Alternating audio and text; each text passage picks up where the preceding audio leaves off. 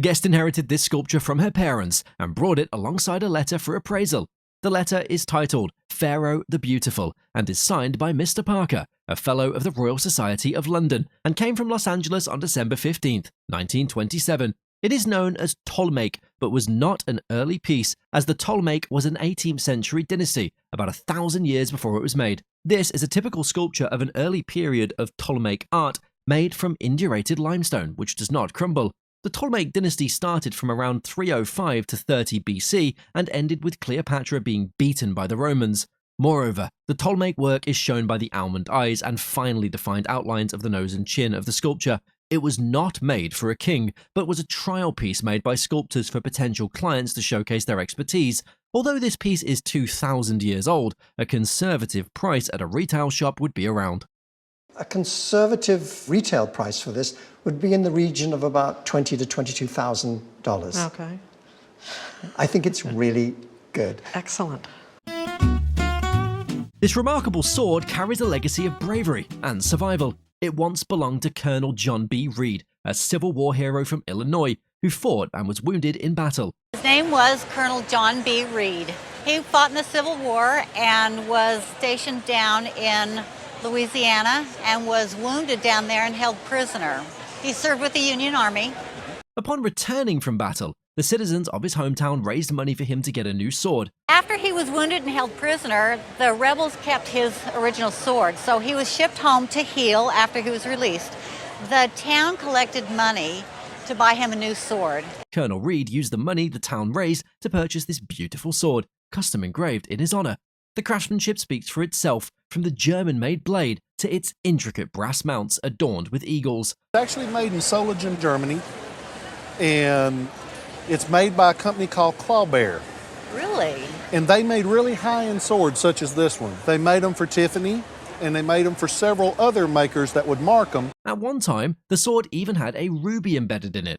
Did you know the sword actually had a jewel on it at one time? Yes, it was a ruby. And he had several granddaughters, and one of them pried the ruby out and made a necklace. The pommel cap and the detailed engraving on the handle are testaments to its quality, a fitting tribute to a man who endured so much for his country. The Civil War relic could be insured for a round. This is a sword that if I were going to insure it, I would insure it for $6,000. Okay, wow, that's great.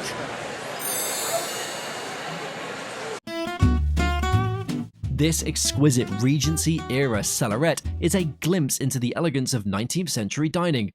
This is a very fine quality, early Regency cellarette, made about 1810. Typical of the Regency period, we see these beautiful cross-banded edges here. Crafted around 1810, it was not just a piece of furniture, but a movable wine cooler. Crotch-figured mahogany on this dome top. It's the best quality. Wow. And as we go down the front, we have a wonderful satinwood inlay escutcheon. It's all book matched, and then It was designed to store and serve bottles with grace. The mahogany woodwork is stunning, featuring a satinwood inlay and finely crafted reeded legs with casters. But what makes this piece even more fascinating is its connection to Lord Byron. Lord Byron was one of the great poets of the Romantic period. he was a handsome guy. One of the ladies who had a love affair with him at one time, Lady Carolyn Lamb, once said, he was mad, bad, and dangerous to know. And she wrote that the first night she met him, so he was quite a character. Historical accounts link this cellarette to Byron's estate, where he famously hosted extravagant parties and lived an eccentric life. With its high quality and unique provenance, this Regency cellarette could fetch between This could be an auction estimate in the range of about $20,000 to $30,000.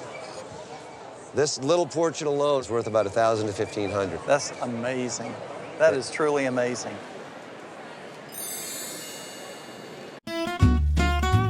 This autograph holds a treasure trove of memories from the early days of Disneyland. In 1955, the guest was a young winner of a contest hosted by the Detroit Times and was whisked away to the magical world of Disneyland. And we won a trip to Disneyland in its first year opening, and the studios, lunch with the Musketeers, and meeting Mr. Disney. She named a monkey Philip McFun Barrel and scored not just a trip to Disneyland, but a special meeting with Walt Disney. The autograph book contains signatures from Musketeers, Disney voice actors, and most notably, Walt Disney. But you have one in particular. Yes, Walt Disney. yes. That's the best of all. He helped in the tour of the studios. To the guest, meeting Walt was a once-in-a-lifetime moment. The trip offered the guest behind-the-scenes tours of Disney Studios. Today, this autograph holds immense sentimental value, but also substantial monetary value. Walt Disney's signature alone could be worth between. And for an authentic Walt Disney, an insurance value on that would be around $1,500 to $2,000. While the other autographs add another. And the rest of the signatures are around $500 to $1,000. Great, just wonderful. Oh, that's so nice. That's really nice to hear. An exquisite piece of southwestern artistry, a large Zia Pueblo olla has been cherished by a family since 1947. During a road trip across America, the guest's great-grandfather, an avid collector, acquired the pot in Arizona or New Mexico. The olla, which showcases a vibrant rainbow design and feather motifs, dates back to around 1930 to 1935. This period saw a shift towards more figurative designs, including animals and birds, likely driven by market demand. After the great-grandfather's passing, the pot was inherited by the grandmother and subsequently by the guest. This olla is a testament to the rich tradition of Zia Pueblo pottery, with intricate designs that reflect the cultural heritage of the region. There's been a number of small publications on the various pueblos, the Zia Pueblos, itemizing works by these various families. Notably, the pot's value could be further enhanced by researching and identifying its maker, potentially a prominent family like the Medinas. An estimated value of this piece ranges from, I think probably in the realm of $25,000 to $35,000. No. Oh yes, absolutely. a collection of original World War II cartoons drawn by a talented artist from Gower, Missouri, captures a unique slice of wartime history. This artist, who enlisted in the Army in 1942, was a PFC assigned to General Patton's Third Army. Despite his youth, his work displayed remarkable skill and narrative depth. His cartoons, featured in Stars and Stripes and Yank magazine, blend sharp artistry with dark, poignant humor.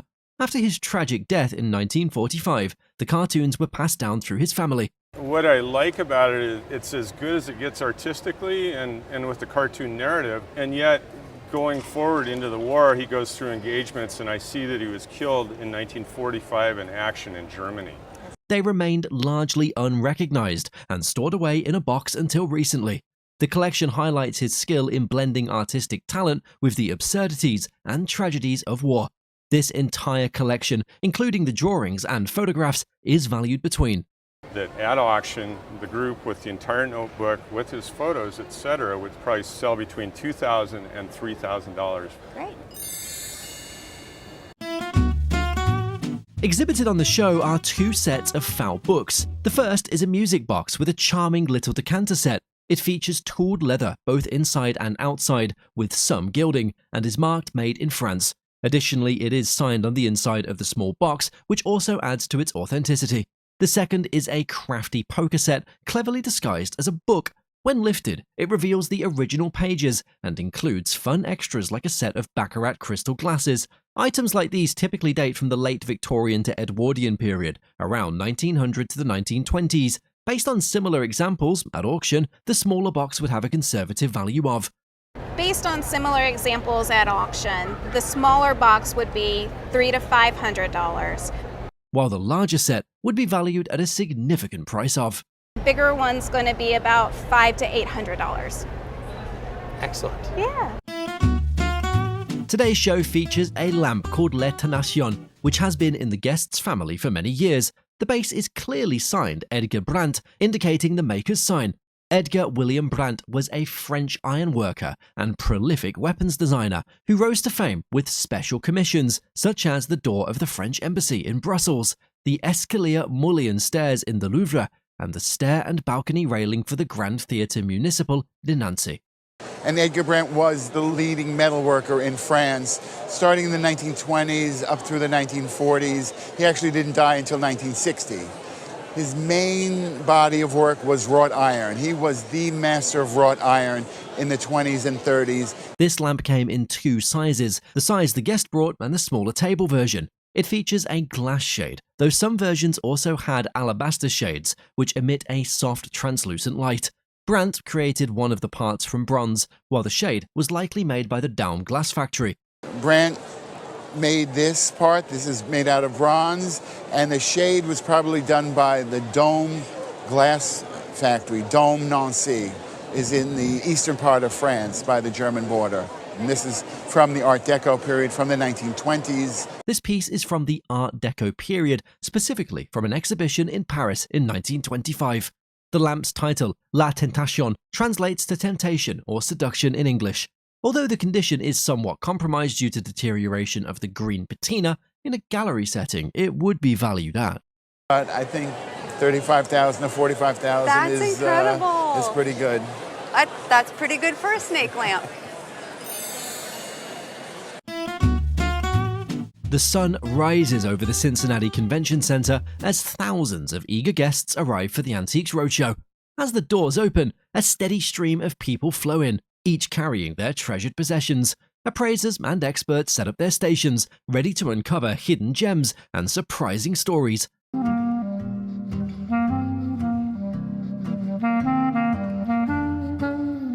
The day begins with a flurry of activity as guests wait patiently in line to have their items appraised. As the morning wears on, the crowd grows thicker, but the appraiser remains focused and enthusiastic. In the afternoon, rare and valuable items begin to emerge, causing excitement among the appraisers and guests alike. As the day winds down, the crowds dissipate, leaving behind a sense of wonder and discovery. As the sun sets in Cincinnati, the Antiques Roadshow comes to a close, leaving behind memories and surprises that will last a lifetime.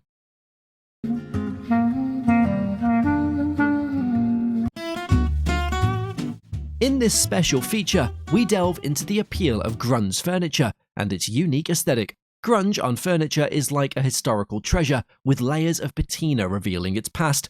It's like an archaeological site. You have the original varnish that was put on when it was made, which is usually a plant resin varnish. Then you have the oil, maybe, that was put on the table, let's say, in 1830. The multiple layers of finishes form a stratified effect that, under magnification, resembles a kaleidoscope of colors. This unique effect serves as a guarantee of authenticity, even in the absence of a label. All this creates an archaeological layer, which literally, under a microscope, looks like red, orange, blue, green. You know, it looks like a psychedelic layering of, and these are all different surfaces that are on the piece, and that authenticates the piece completely. The example displayed was an exemplary model of its type. It was encrusted with grunge, giving it a beautifully textured surface. Underneath, a buildup of varnish and dirt confirmed the piece's genuineness beyond doubt. If it had all been scraped away, a chapter of its history would have been lost. It was covered with grunge. It had that wonderful surface, but underneath this wonderful surface, these layers of varnish and dirt that authenticated the piece completely. On the show today, we have a jar of colored sand presented to the guest's great-grandfather around the time of the Civil War. It's colored sand in a jar, and it was presented to my great-grandfather around the end of the Civil War. This is an incredible example of sand art. What makes it particularly remarkable is not only the intricate design, but also the detailed eagle with a 36-star flag on the back. Spinning the jar around, you'll also see his name written in script, along with a mortar and pestle, all crafted from individual grains of sand. On the bottom, there is a label that reads, "Pictured Rock and Sand" by a Clemens Demure from McGregor, Iowa. Clemens was a sand artist from Iowa in the United States. Clemens formed his pictures by compressing natural colored sands inside chemist jars to create his work of art. And he went to the deaf-mute school in Iowa and would come home in the summers, and he started going to this spot on the Mississippi River in McGregor, Iowa, and collecting sand and started experimenting with making these bottles. Clemens used a large fish hook, like an oversized popsicle stick, to carefully pack sand he collected along the Mississippi River into the jar. This is an extraordinary piece of folk art, and in today's market, it would be valued at. On today's market, I would guess that it's between $4,000 and $6,000 is what we'd estimate. It might bring more than that in the right auction. Great piece. It's great.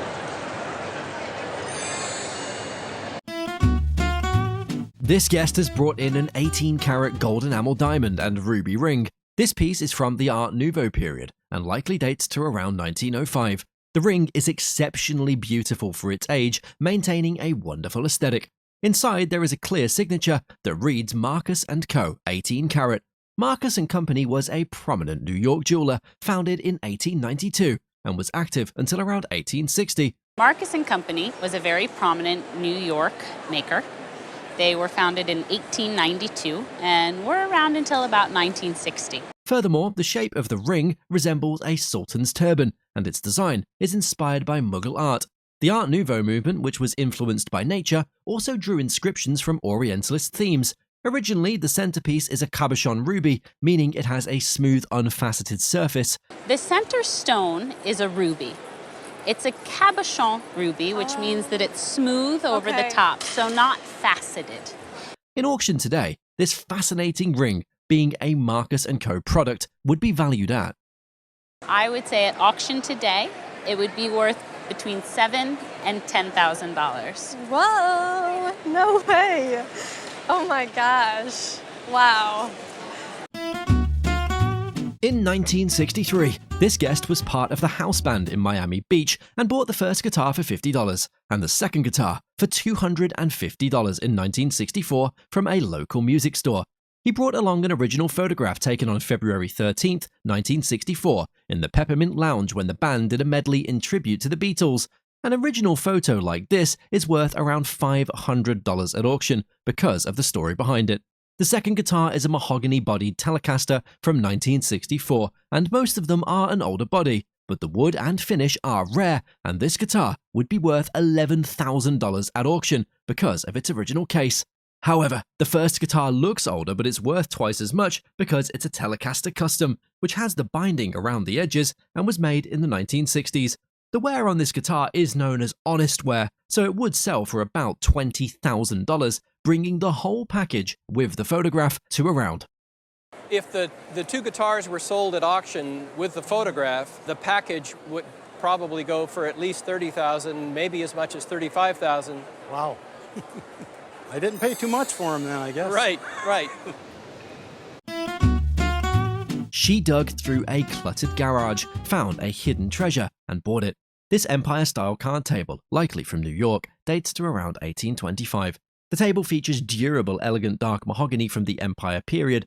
The base features twisted rope and lion's paw feet, symbolizing strength. The foldable top used for card games reflects the era's elite social activities. It's a wool cloth where one would store chips, cards, and other game accessories. Its compact size and versatile design were central to Empire-style furniture. Its elegance and craftsmanship were valued by the appraiser. Well, I would say that the table, if I saw it in an antique shop, I would think it would be priced at, say, $1,000 to $2,000. So it is worth much more than $25. How nice. In 1976, she won Chicago Playboy Bunny of the Year and was first runner-up internationally. This memorabilia from 1976 highlights the iconic Playboy culture and branding at its peak. I really love this program book because it's got pictures of all the girls who participated from all the clubs across the country and world, actually, because at that time it was global. I mean, they had clubs in London and everywhere else. And so I really love the program book. The display includes a silver corset with a Chicago sash showcasing the Playboy Club role. This Playboy Bunny outfit radiates glamour and sophistication. These items symbolize both the Playboy Bunny's attire and the brand's cultural identity. These awards honored beauty and performance, reflecting Playboy's sophisticated standards. Should have been first place, but that's another story. I got this cool program book, and every star on the planet was at this Dorothy Chandler Pavilion for this contest. This display celebrates the 1976 Playboy Bunny Group's glamorous era. Its timeless elegance and iconic charm make it clear the appraiser valued the item. Laura gave me great news on my costume. It's worth like $11,000 for the package of stuff. I'm just thrilled. I mean, it's priceless to me, and I don't intend on selling it, but to know that it has a monetary value, it makes me very happy, yeah. The guest shared the story behind a painting she received after her grandmother passed away. It was believed to have been given to her grandmother by her father in the 1940s. The painting was created by the renowned artist Henri Francois Farny. The appraiser provided background details about the artist. Farney, born in France, moved to Pennsylvania as a child, where he developed a relationship with the Seneca Indians. He was painting it when it was given to my grandmother, and then he moved out to Ohio, but he had associations with like the Sioux tribe, so they actually adopted him in. Farney's most prolific period was around 1890, when he created some of his best paintings. Unlike Charles Russell and Frederick Remington, Farney's work depicted Native Americans in a peaceful and tranquil manner, without conflict. The appraiser noted that the dense figure grouping was a sought-after feature in Farney's work. Given the painting condition and provenance, the estimated value was. So if we were going to put this in an auction today, I would suggest an estimate of $200,000 to $300,000.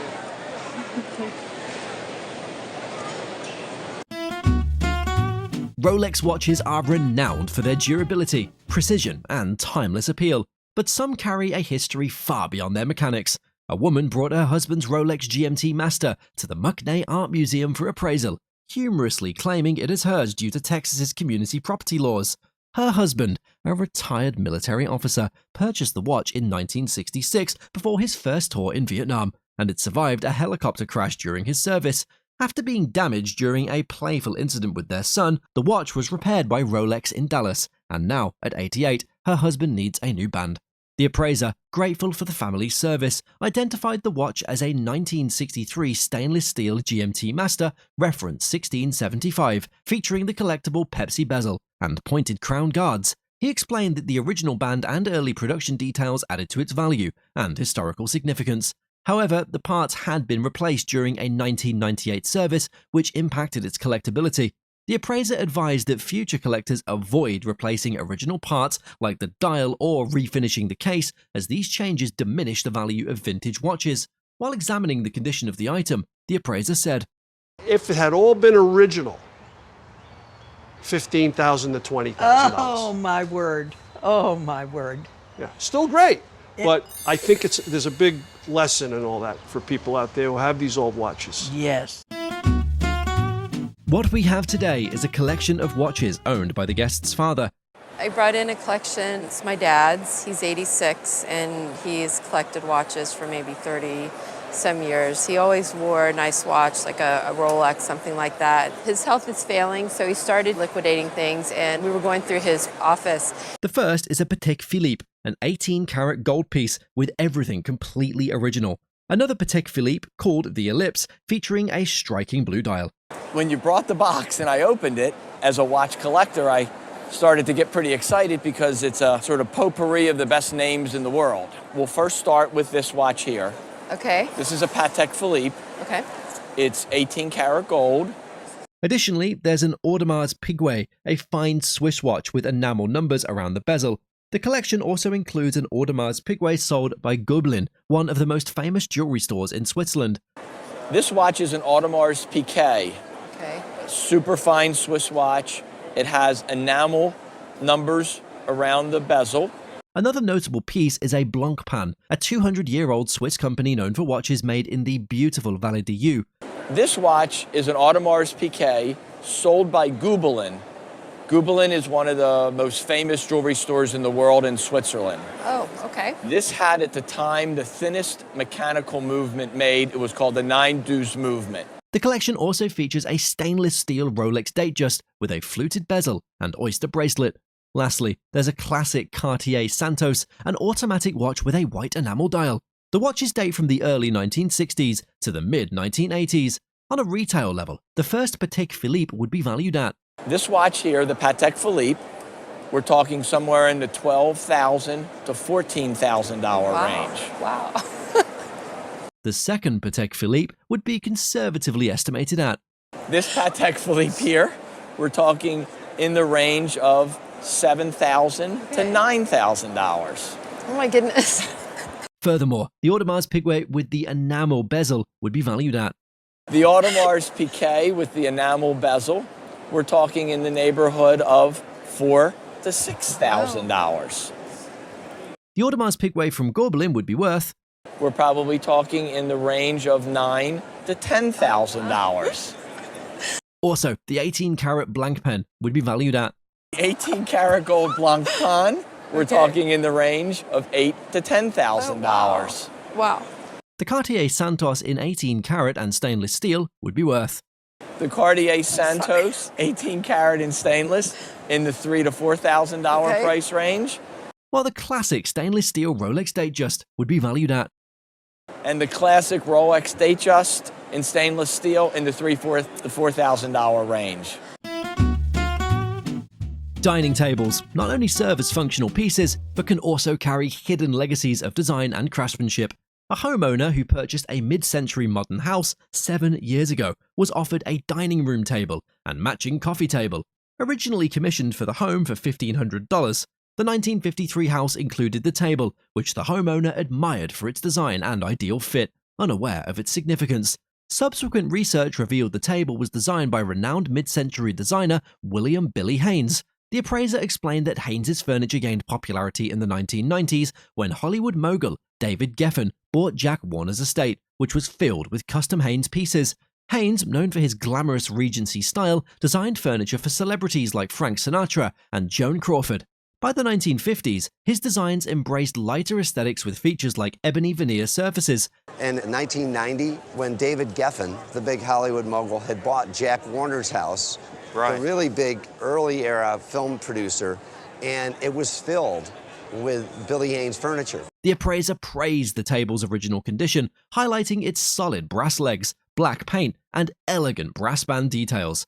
While examining the condition of the item, the appraiser said that this in a retail shop could be easily probably $17,000, $15,000 to $17,000. Fantastic. So you probably have at least a 10-time return on your money, right? Fantastic. Roadshow explores humorist Mo Rocca Sonique's journey from media enthusiast to collector of historical curiosities. Roadshow cozies up to the East River in Manhattan for a visit with humorist Mo Rocca. As a child, Mo consumed a lot of media, and by the age of 10, had memorized the TV Guide. Granted, this was pre-cable, with only 3 channels to watch, but it was still somewhat unusual. Mo's love of television led him into a career in the entertainment industry, including radio, podcasts, and TV. He began his television career as a writer, but aspired to be on camera.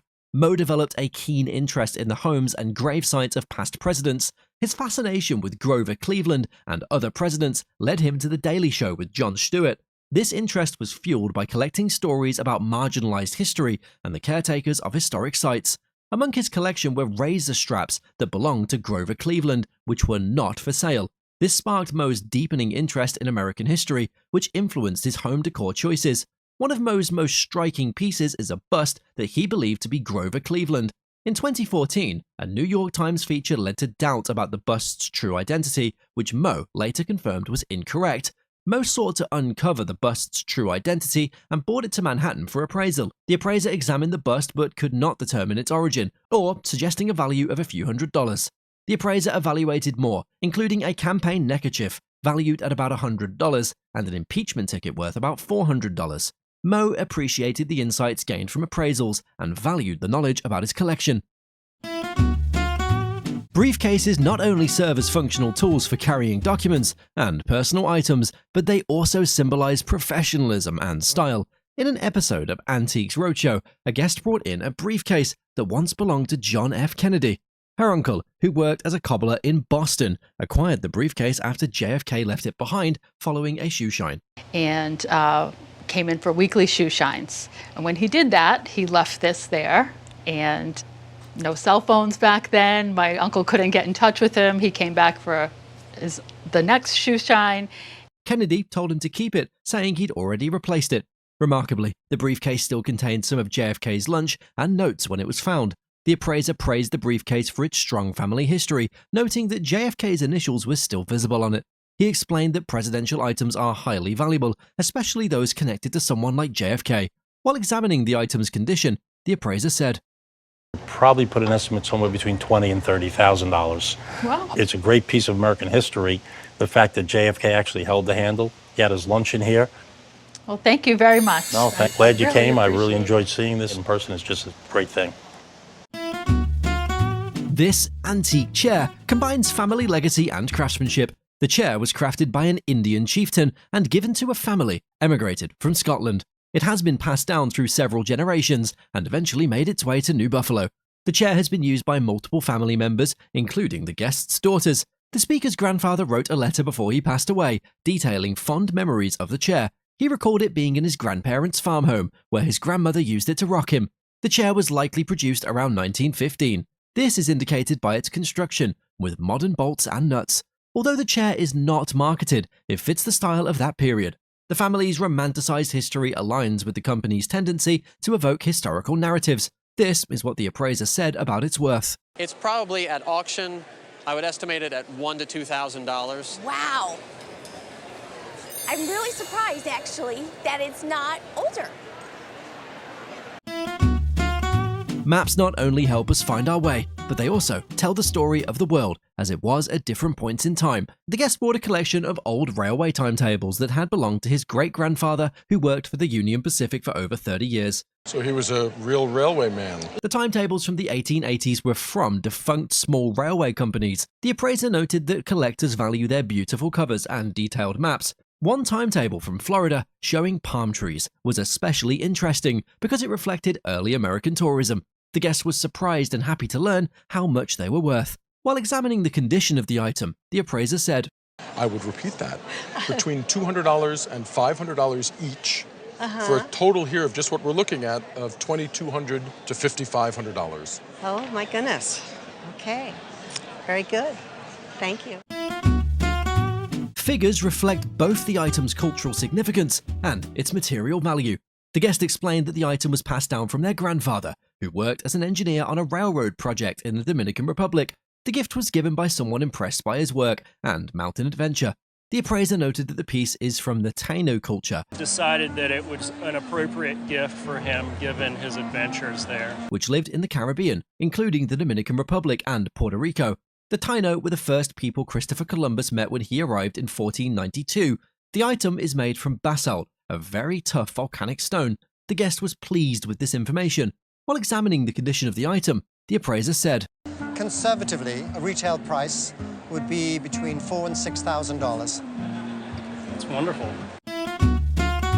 Watches keep us punctual and are timeless symbols of style and craftsmanship. The Omega Seamaster watch inherited from their stepfather is a special piece. Its round buttons indicate that it was made after World War II. This watch is a chronograph, which means it can time events and reset. It's waterproof and it's made of 18-karat gold, probably from the mid-1950s. These watches were often used in TV shows and radio programs. The owner is advised to keep wearing and enjoying it, as it's a unique and cherished item. While examining the condition of the item, the appraiser said, But when you do, it'd probably ring about $5,000. Oh, wow. We have on the show a piece of the Norton County, Kansas meteorite, which fell in 1948. It was seen falling during the daytime, and as it got over the Kansas-Nebraska border, the main mass fell in a field that was owned by my relatives at the time, and this is a fragment of that meteorite. The picture brought by the guest shows the original crater being excavated. In the image, Dr. Lincoln Lopez from the University of New Mexico is preparing the meteorite for removal from the ground. In the bottom photo, two gentlemen from the University of Nebraska State Museum are also examining the meteorite. The University of New Mexico and the University of Nebraska actually purchased the stone. I believe $3,600 for it. This is a stony meteorite, and there are three types: irons, stones, and stony irons. Furthermore, this particular stony meteorite is a rarer type, called a chondrite. Interestingly, this piece of meteorite has appreciated in value since 1948, and at auction, it would have an estimated value of. Would have an estimate of at least $5,000 to $7,000 at auction, but with the caveat that meteorites are very, very specific, and depending upon the makeup of it, and as you had already pointed out, this is a stony. Today's episode takes us on a trip to visit a celebrity in Maine. The celebrity is American author, humorist, and actor John Hodgman. Hodgman has curated a unique collection of little blue books. His collection springs from a love for quirky stories rather than any desire for financial gain. The first book in this distinctive set was a gift from his mother, acknowledging his true passion for writing. Prepare manuscripts. My mom gave this to me back when I was working in book publishing because she knew that what I really wanted to be doing was writing and not selling. His enthusiasm for these books led to the creation of the Little Grey Book Lectures, a New York City event celebrating literary humor and creativity. I would invite friends of mine who were up-and-coming writers or humorists or musicians to present little presentations on whatever the topic might be. First published in 1919, the Little Blue Books aim to encourage reading with their remarkably low prices. Despite their large numbers, these books are commonly found in boxes and sold at bargain prices. The value of this collection of Little Blue Books is... Yeah. So 60 bucks? 60 bucks. What do we say, 50? Great. Okay. I'll get my credit card reader. Today's episode takes us to the home of a famous celebrity chef. The chef, an American television personality and former model, is Carla Hall. At her home is family furniture that's been used by 3 generations. The furniture, a chair and a table, are prime examples of late 19th and early 20th century manufacturing. They both date from a similar time period, from the 1880s up until about the 1920s. At auction, each furniture individually could fetch $100, but they could bring upwards of $300, maybe even $400 a piece. There are also some unique handbags from the past that serve as time capsules of glamour and flair. One particular bag, adorned with a pearl-studded F, stands out with its intricate hand stitching. Bugle bead leaves and flowers to make the F look like part of a bouquet. Another gem from the late 50s or early 60s features unique lizard skin in a cream and grey colour combination and is worth... is in the $300 to $350 range. And there's the piece de résistance, a 1940s alligator bag. These were very, very popular. A lot of American tourists would go to Cuba for vacation, and they would very often bring these bags home as souvenirs. This bag is the cream of the crop and a quintessential souvenir from Havana. It's worth... would probably be about $150, maybe $200. What we have here on the show today is an alabaster sculpture that depicts Piazza del Duomo. The first building on the far right was a baptistry, which was actually begun in the 12th century. Historically, baptistries in the early medieval period were separated from the church. Oh, okay. And many times, you know, the baptismal fonts in a church are in the very, very front of the church. It's very rare to have an entire baptistry.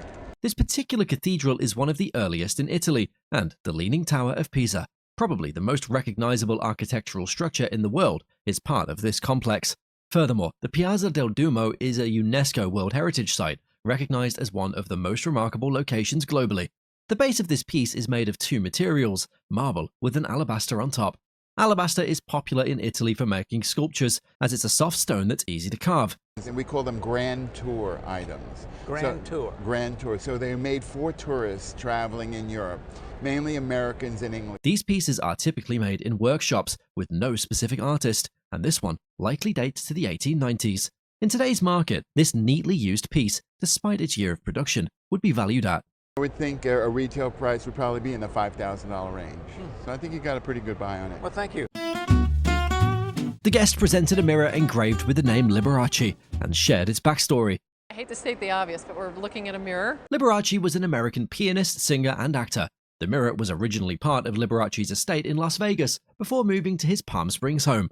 After Liberace's death, the mirror, along with other items, was sold off or given to family. Later, the guest purchased it for $1,000 from a Palm Springs estate sale. The mirror was confirmed to be authentic and typical of Liberace's style. The appraiser noted that many people wouldn't even think of faking such a piece. Following the release of an HBO special about Liberace, there has been renewed interest in his life and belongings, particularly the furniture from his home.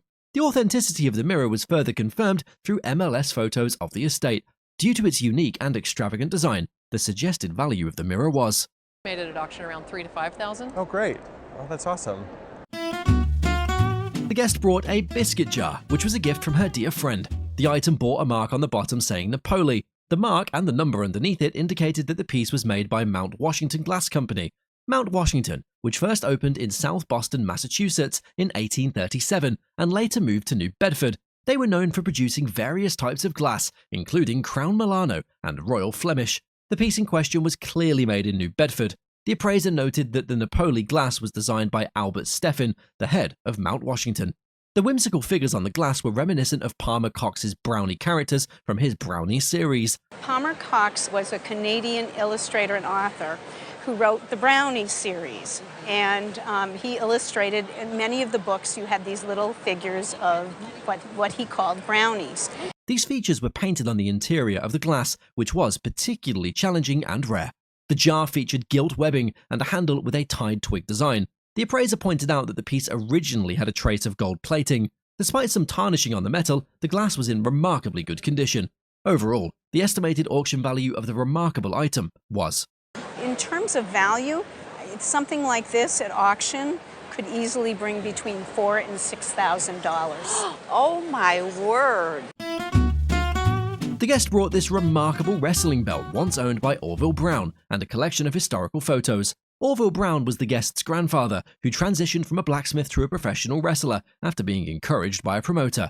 He began wrestling in Western canvas, eventually gaining prominence in the St. Louis wrestling scene. The belt brought by the guest initially belonged to Midwest Wrestling Association, a title the guest's grandfather won multiple times. However, in 1948, a unified championship NWA was established, and the guest's grandfather became the first to hold the unified NWA belt. The belt had been modified over time, likely due to financial constraints, with new panels added. This photograph showed the guest's grandfather in 1940 after a victorious match. Tragically, Orville Brown's wrestling career came to an abrupt end after a car crash in 1949. Additionally, the guest's father followed in his grandfather's footsteps, becoming a professional wrestler and also holding the World Heavyweight Championship for a time. The appraiser estimated the value of the entire archive, with the belt as the centerpiece, at. I'd probably put an auction estimate of, say, $3,000 to $5,000 on it. Okay. But if you're going to keep it and insure it, I would insure it for at least $10,000. Okay.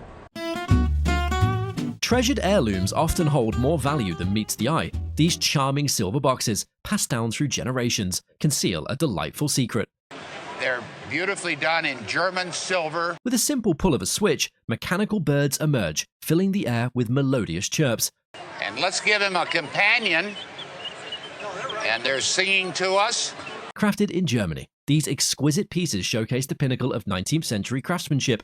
The older box, dating back to the second quarter of the 1800s, boasts intricate repousse and floral chase decorations. Its companion, slightly younger, continues the tradition of fine German silverwork. A charming brass key, shaped like a bird, brings these mechanical marvels to life. In today's market, the younger box could fetch between somewhere between $2,500 and $3,500. While the older counterpart is valued between this box between $3,000 and $4,000. Oh my. In the world of antiques, appearances can be delightfully deceiving. This whimsical bronze figure, purchased on a whim, turned out to be a treasure trove of cultural significance. Unbeknownst to the guest, this comical character hails from the late 19th century Japan. The figure represents Daruma, a revered Buddhist monk in the Zen tradition. Something called Daruma, and it comes from Indian word Bodhidharma. Usually, Daruma figures have limbless forms. And he's said to have trained so much to get enlightened, and he lost the hand and legs. Additionally, this particular rendition adds a touch of humor with its exaggerated yawning expression. The expertly crafted pierced base suggests the handiwork of the renowned Miyao bronze makers. Despite lacking a signature, the piece's craftsmanship speaks volumes about its origins and value. In today's market, this charming Daruma could fetch around. Oh, for $2,000 to $3,000. Oh my. On a good day, maybe much more. Oh my goodness. Imagine the surprise on this guest's face when she learned the value of her item. I could not believe how much it was worth.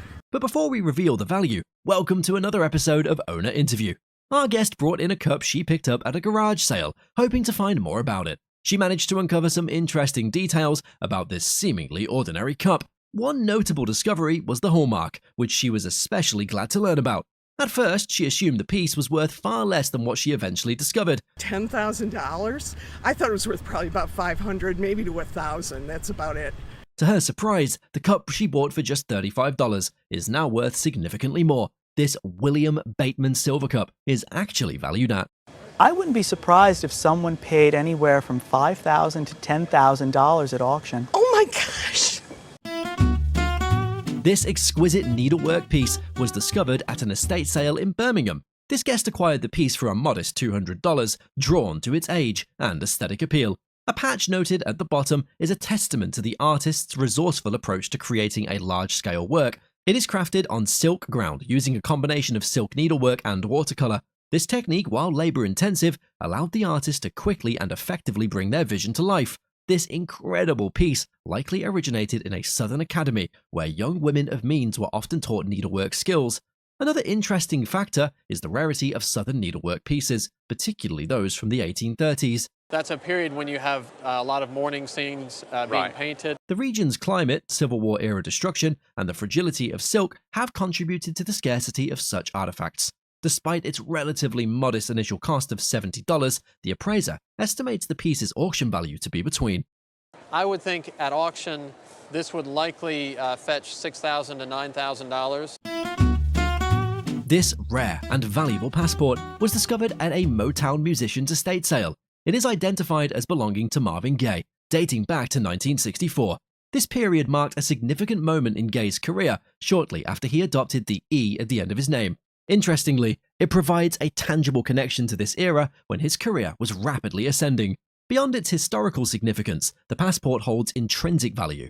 It serves as a tangible reminder of Gaye's extensive travels and performances during his Motown years. Nothing comes up from Marvin Gaye. It's not a really common thing to see Marvin Gaye memorabilia. Wow. Gaye's signature guarantees the passport's authenticity. At auction, the appraiser estimates the passport's insurance value to be a staggering. For insurance, I wouldn't put less than $20,000 on the passport if you were to insure it. Are you kidding? I'm not kidding you. This collection of John Wayne memorabilia offers a unique glimpse into the life and career of the legendary actor. As a friend and colleague of Wayne's, the guest's father worked for his production company, Bad Jack, during the 1950s. This amazing collection includes a personal photograph of Wayne with the Kerr family, which was a prominent Oklahoma family with ties to the oil industry and politics.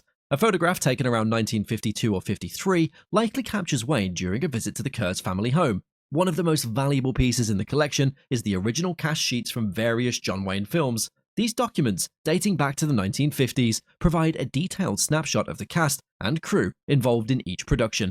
At auction, this phenomenal collection could be worth between. We feel that they would bring $500 to $700 each. Oh, really? Thank you. This exquisite 14-karat yellow gold purse, passed down through generations, offers a glimpse into the opulence of the Gilded Age. Originally owned by the guest's grandmother, it was cherished by her mother before being inherited. Their mother fondly referred to it as her Mad Money purse, a term used to describe a small purse carried for personal expenses. This purse is in exceptional condition, noting the intact mesh and well-preserved rivets.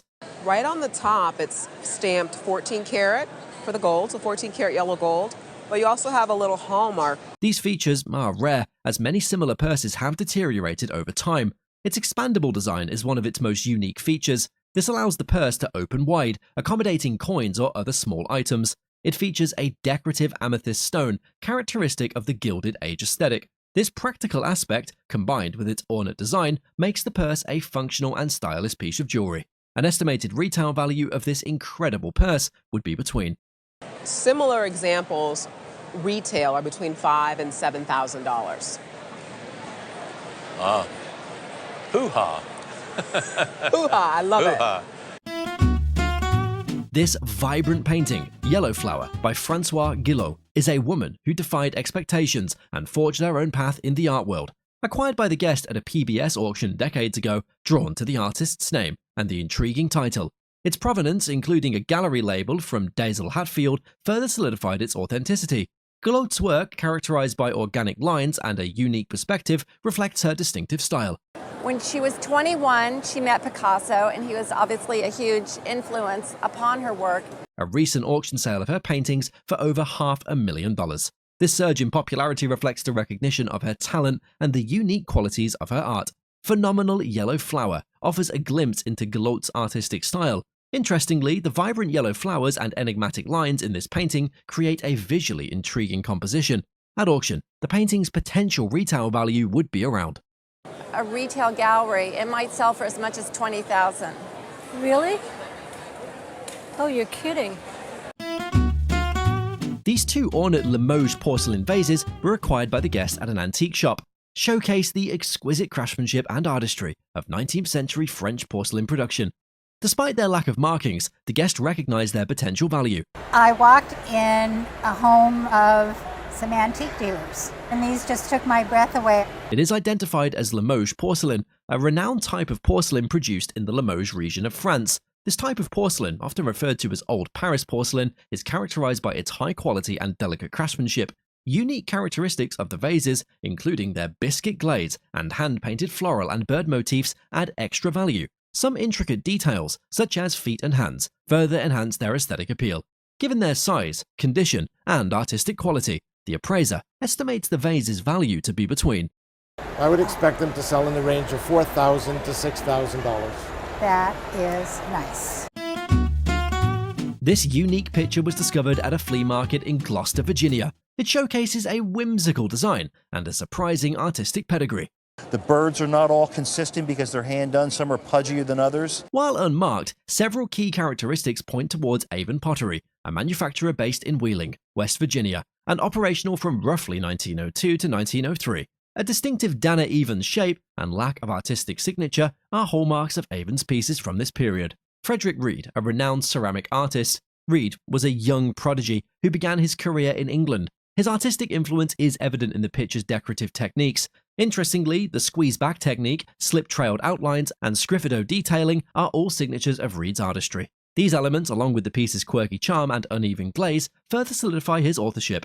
Considering its rarity and Frederick Reed's legacy, the estimated auction value falls between. I think $2,000 to $3,000 at auction is what this piece would be worth. Well, I did good. Yeah. This unique and decorative piece is a Palissy-ware clock, a type of ceramic that gained popularity in the 19th century France after the renowned 16th century potter Bernard Palissy. Palissy-ware is characterized by its intricate depictions of nature, often featuring fish, crustaceans, amphibians, and plants. The clock case was likely purchased by the guest's husband, a collector of various items including Maholika and clocks. Interestingly enough, the clock was retailed in America. Canfield Brothers & Co. While its exact purchase date is unknown, it is estimated to have been around 15 to 20 years ago. It is modeled as a grotto with intricate details of dripping water, fish, and other aquatic creatures. This style is typical of Palissy-ware and reflects the 19th century fascination with naturalism. This ceramic clock is signed AB, which stands for Archil Barbizet. Finally, the appraiser conservatively estimates that the clock would fetch between. I would say conservatively it would bring $4,000 to $6,000. Retail, it wouldn't surprise me if somebody sold it in a shop for as much as $10,000. I guess I'll have to learn to like that guy. I think that he obviously likes you. A historic program commemorates a significant event in the lives of two iconic American figures, Connie Mack, the legendary baseball manager, and George M. Cohan, the renowned entertainer and composer. This program was attended by the guest's great-grandmother and grandmother in North Brookfield, Massachusetts. It is a souvenir from community celebration honoring Connie Mack, a local hero who grew up in East Brookfield. That event drew thousands of people from the surrounding area, featuring a parade, band performances, and festive decorations. An amazing thing of that day was the appearance of George M. Cohan, who was known affectionately as Little Georgie in the community. This program bears the signatures of both Connie Mack and Georgie M. Cohan, adding significant historical value to the item. These signatures provide tangible evidence of the two men's collection to the community and their participation in the event. Given the historical significance of the program, the appraiser estimates its value at around. Look, I would tell you I would probably insure it for around $1,500. Wow, that's exciting. Thank you. These were pieces that their great-aunt, who lived in Peking, had given their parents. The central figure is a porcelain camel glazed in earthy tones, symbolizing the Silk Road. This 1925 camel reflects traditional Chinese craftsmanship with Tang dynasty influence. The cargo symbolizes East-West trade and cultural exchange. Of the features and the details indicate to me that this was likely made in the 1920s or 30s. So this is inspired by the earlier examples, but it's a copy. At auction. It's going to be at auction maybe $100 to $200, so not very much. Two jade carvings of mythical Pixiu or Qilin, protective creatures in Chinese mythology. They ward off evil, bring prosperity, and protect wealth. The jade figure's light greenish hue hints at their high quality. With their delicate craftsmanship and historical charm, the appraiser valued the item. I think that a value in the neighborhood of around $20,000 to $30,000 would not be unexpected.